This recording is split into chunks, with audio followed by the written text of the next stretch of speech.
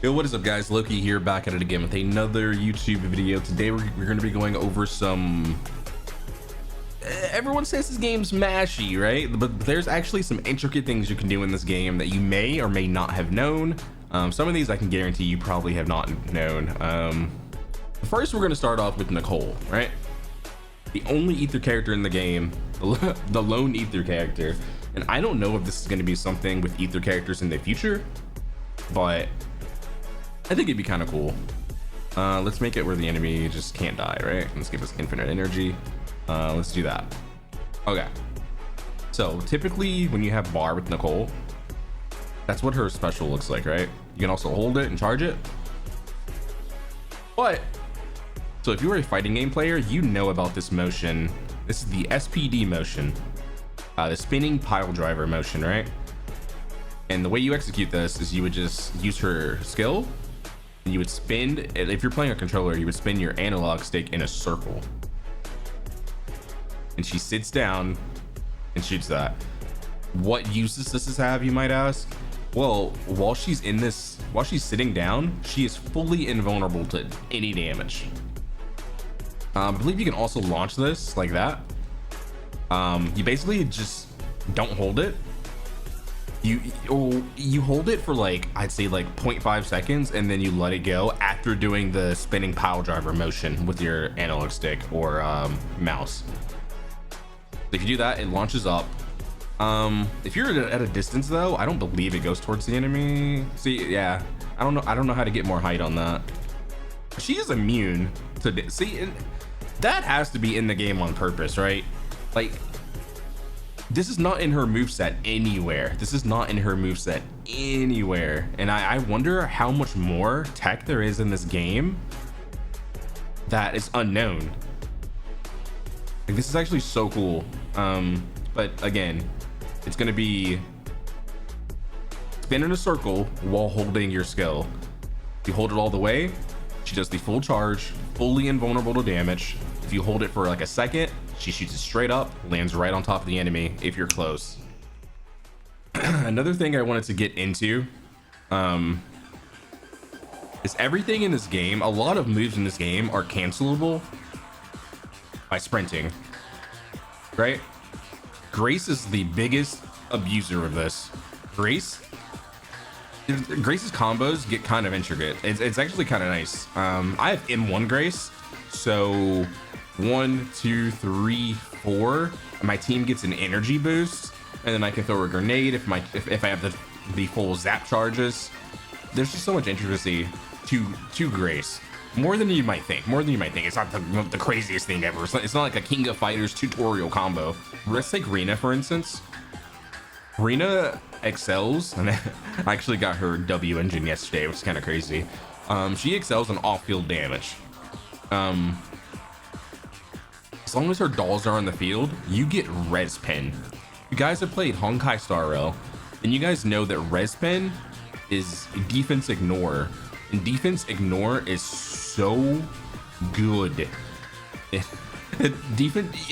you play HSR, you know how good defense ignore is. Think about Ron May. Think about E1 Robin. Defense ignore is so good, and the fact that it rolls on artifacts is just wild to me.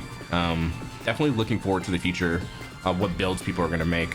But the whole goal with Rena is to have her dolls out in the field as much as possible, right? So we can incorporate switch tech into Zenless Zone 0, right? Once this guy's just pushed into the corner. Hold on. This looks so dumb. All right, anyways. All right, we can incorporate a lot of switch tech with pretty much any character in the game. So what we learned earlier, right? You do this, we're on Rena, dolls are out. Let's just assume Grace was our main DPS. Dolls are still out. As long as those dolls are out, we're getting defense shred or defense ignore, right? So there's many ways to do this. You essentially just swap out at the start up of your animation. And this is probably the most advanced tech that there is in the game so far right now. You can dodge, attack, or dodge, counter, parry, counter, all within like the same motion. And this is it all has to be done in essentially one frame, but because time slows down during your first initial dodge, it opens up that window to allow you to get the parry dodge. So this is what that looks like. You can do it with the character that doesn't necessarily have a parry, like Rena, for instance. Rena has more of a evasive maneuver where she kind of teleports back, and she does her counter attack from afar. So I believe it's here you'll see it. Sukaku does the uppercut. See, Sukaku does the uppercut, and then Anby comes in with the. I'm telling you, that timing is so tight, and this is on controller. I feel like it's actually easier on M and K, because then it's just right mouse button, left mouse button, space bar, and once you get that timing right, you can execute this seamlessly. Just to show you the M and K side, I did swap to M and K just to give this a try, and you'll see Ellen. It's like hard to see because Ellen teleports like behind them. But you'll see her go behind them. Boom, she's right here. We're countering with Anby, and then Ellen's getting her spinning attack in at the same time. Guys, I'm probably just gonna go back and edit this and throw this in for you guys, but I just figured out something for the switch tech that makes it a bit easier, and I'm able to execute it almost every single time.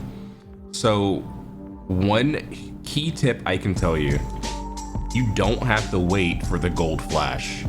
As soon as the enemy makes a motion on screen like they're about to attack, if you execute the switch tech or the DP assists, you are able to get this off far more consistently with less tight timing.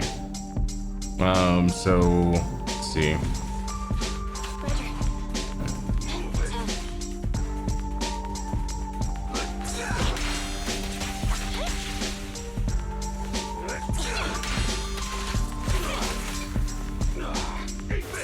Okay, that was really fast.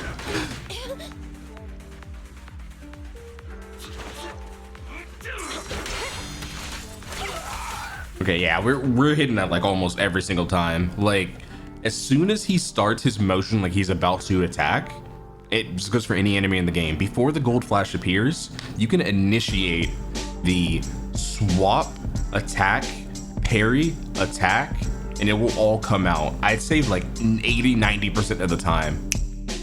If you guys did enjoy the video, I implore you to leave a like, comment, subscribe. It really does help the channel grow. We're almost at 500 subs, and I will see you guys on the next video. Let me know what you guys want to see next in the comment section.